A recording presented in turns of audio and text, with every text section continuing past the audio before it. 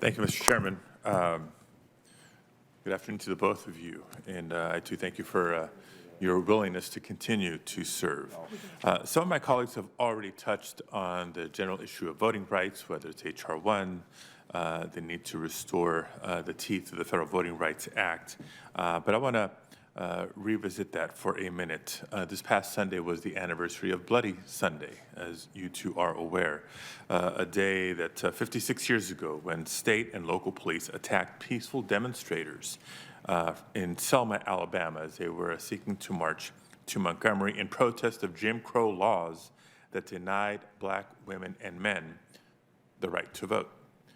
We've come a long way in many ways since Bloody Sunday, but as we know all too well, we still have a long way to go to ensure complete access to the ballot for all eligible Americans.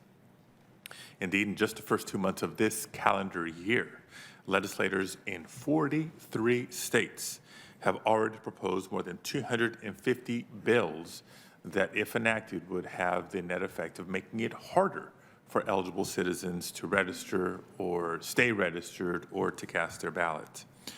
The Justice Department clearly has a critical role to play in ensuring that our elections continue to be fair and free. But its ability to do so has been hampered by the Shelby v. Holder decision by the Supreme Court in 2013. So my first question is, both for Ms. Monaco and Ms. Gupta, how do you envision reinvigorating the Civil Rights Division generally and specifically its voting rights section to defend all Americans' right to vote? Well, Senator, the Justice Department's founding creation was really about, as Ms. Gupta has talked about and as Judge Garland has described, was about enforcing the civil rights of individuals, of black Americans in the early part of the 19th century and, the 20th century.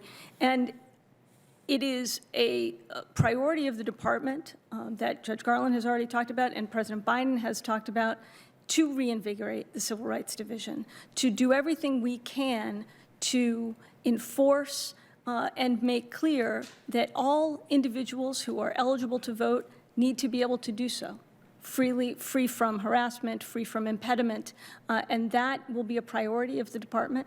If I'm confirmed as Deputy Attorney General, I would look to the leadership of Ms. Gupta in the first instance as Associate Attorney General with direct oversight of the Civil Rights Division and the other portions of the department under her portfolio, and I have no doubt having seen already her leadership in that regard, that she is more than up to the task to do that reinvigoration. Thank you, Senator. As you know, I have spent my career working on these issues of voting rights access, and it is something that, if confirmed, I believe the Civil Rights Division needs to use every tool at its disposal to ensure that every eligible American is able to exercise their right to vote. And it is something that I know, if confirmed, I would make a top priority, but I know that Judge Garland, if he's confirmed as Attorney General, knows that that is his top priority, as well as we've just heard from Ms. Monaco. And so I have no doubt that this will be an important priority. Thank you.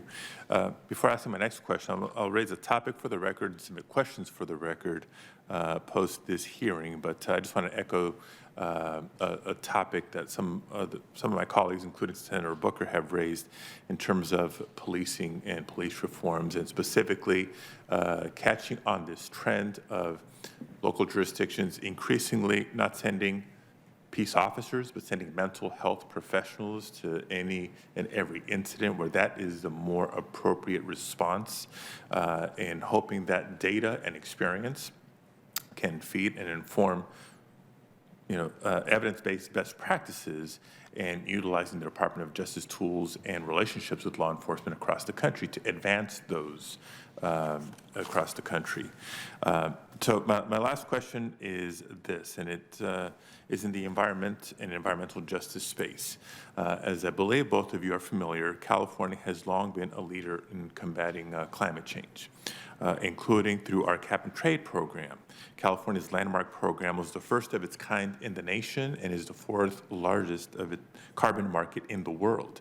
A key component of that is California's linkage with the Canadian province of Quebec.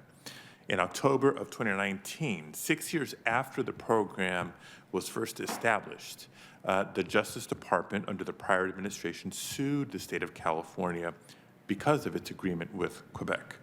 The lawsuit was widely viewed as simply another effort by the then administration to attack California and undermine climate change efforts. California has also led the nation when it comes to reducing vehicle emissions, again, as part of a climate change strategy. Something I'm particularly proud of. I know Senator Feinstein, our colleague from this committee, has played a leadership role here in the Senate. The prior administration similarly attempted to undermine California's independent authority to regulate tailpipe emissions from vehicles. This included the Justice Department at the time launching a politically motivated antitrust investigation against the automakers that agreed voluntarily to work with the state of California to reduce emissions. Every automaker has now walked away from supporting the prior administration's efforts, and the Department of Justice was forced to drop its lawsuit. Ms. Gupta, how would you re-examine the litigation positions taken by the prior administration, particularly when it comes to climate policies and environmental justice? Senator, combating environmental degradation and promoting environmental justice is both a top priority of President Biden's and would be of the Justice Department. I believe we have to use all of the tools and the laws that are in place to be able to do this critical, almost existential work.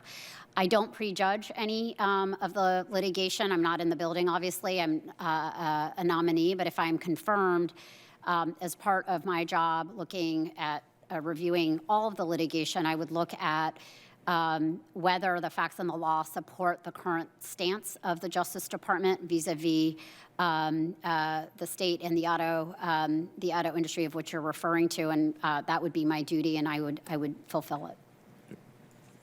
Look forward to working with you on that. Thank you, Mr. Chair.